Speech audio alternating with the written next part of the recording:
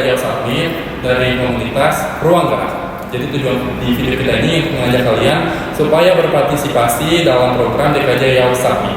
Dan juga kita di sini ingin mengajak teman-teman untuk lebih aware dengan informasi sosial politik. Gitu. Nah, sebelum kita mulai ke video yang lebih jauh, supaya akrab kita kenal nih. Aku sendiri namanya Muhammad Andika Indiansyah. Aku Fotra Kamusafa. Aku Leandro Septiawan Makiki. Aku Gendis Maheswari. Dan aku Keila Febriana. Nah, buat kalian yang mau tahu apa itu program DKJ Youth Summit, simak terus ya.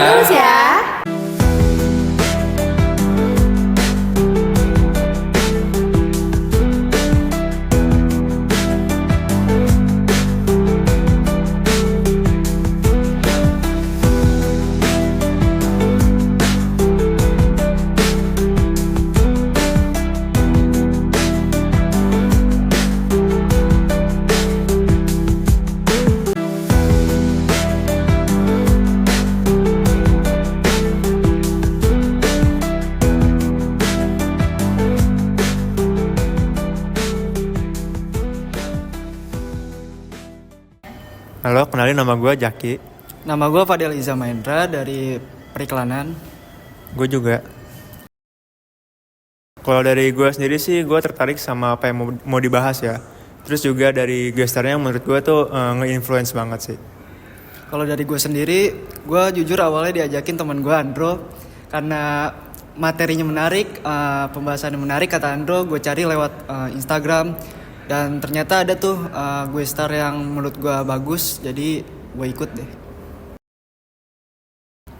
Gue harap setelah gue ngikutin acara ini, gue lebih aware lagi dengan isu-isu sosial dan politik gitu. Iya, kalau gue lebih ingin paham lagi, lebih aware lagi terkait isu sosial dan politik, dan juga ingin lebih banyak lah relasi di bidang politik dan sosial. Halo, gue Rehan Afif, biasa dipanggil Afif. Gue sebagai founder Ruang Gerak Indonesia dan juga sekaligus koordinatornya.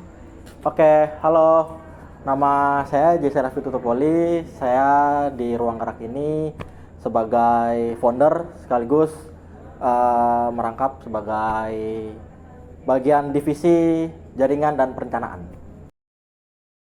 Oke, jadi secara garis besar DKJ Youth Summit ini adalah satu acara atau satu kegiatan yang bertujuan untuk kita mengasah pikiran-pikiran kritis dari generasi muda. Nah, kalau mau ditarik sejarah ke belakang atau kenapa DKJ Youth Summit ini ada, ini tuh berangkat dari program kegiatan kita Ruang Gerak Indonesia yang namanya itu MBIM atau Masyarakat Bertanya, Intelektual Menjawab. Jadi dari MBIM itu kita nanya ke para masyarakat atau orang-orang sekitar tentang isu-isu yang ada di bangsa dan negara kita Indonesia.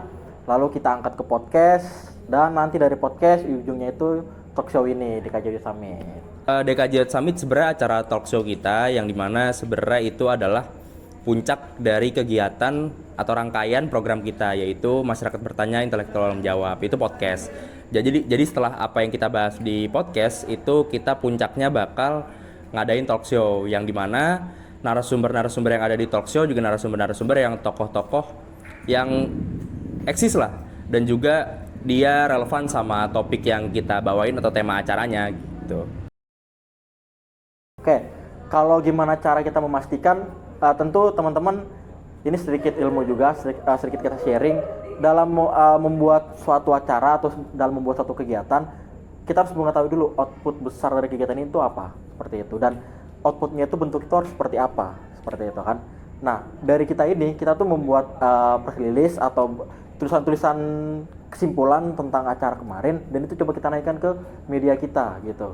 Dan kebetulan kita juga sempat mengundang media-media, salah satunya ada Berita Opini, dan itu mereka coba meliput dan mereka coba mengambil intisari dari pembahasan DKJ Youth Summit ini, seperti itu.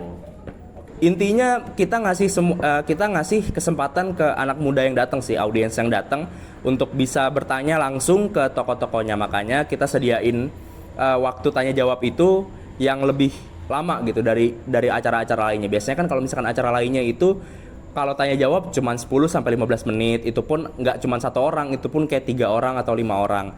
Nah, kalau di kita itu kita sediain waktu tanya jawab sama dengan waktu talk show yang ada gitu kayak. Permasalahan di DKJ Youth Summit sebenarnya kita itu kan acara pertama komunitas kita ya yang benar-benar skupnya besar gitu dan melibatkan banyak orang. Nah, target dari acara kita sebenarnya adalah 300 orang untuk 2 hari. Jadi 150 orang per harinya. Nah, di hari pertama itu lumayan rame, tapi nggak sampai 150 juga karena narasumbernya ada ketua-ketua ormawa, jadi anak-anaknya pada datang. Sementara di hari kedua itu mungkin pemilihan narasumbernya itu kurang terkenal lah di masyarakat. Sebenarnya padahal tokonya juga toko-toko yang cukup oke gitu, tapi karena memang udah pada datang di hari pertama, jadi di hari kedua itu orang-orang mungkin pada males ya. Ditambah itu acaranya weekday juga, kita salah pemilihan hari, dan juga itu kita target dari audiens kita nggak terpenuhi lah yang 150 itu. Itu ya kita agak tersendat atau agak kehambat di bagian publikasinya seperti itu, karena ini komunitas baru dan kita juga baru mau mengadakan talk show yang sebenarnya tangkupannya agak begitu besar ya, karena kita coba mengundang BEM-BEM dan pelajar BEM-BEM ataupun himpunan-himpunan yang ada di setiap universitas dan beberapa pelajar seperti itu atau sekolah. Halo semua, nama saya Fotografa. Saya mewakili dari rekan-rekan saya dari Evox Agency untuk memberikan jawaban dalam penyelesaian masalah kurangnya minat dan partisipasi audiens dikarenakan publisitas yang kurang aktif. Saran dari Evox Agency yaitu untuk memperkuat kampanye publikasi melalui strategi sosial media yang lebih intensif, konten yang interaktif seperti polling atau kuis, serta kolaborasi dengan influencer atau duta acara dari kalangan mahasiswa dapat membantu menarik perhatian audiens target. Selain itu, kami menyarankan untuk bekerjasama dengan organisasi mahasiswa di kampus-kampus lain untuk memperluas jangkauan informasi acara serta mengadakan forum-forum diskusi atau presentasi pra-acara yang lebih relevan. Menyediakan opsi secara hybrid akan memudahkan mahasiswa untuk ikut serta baik dalam secara langsung ataupun virtual.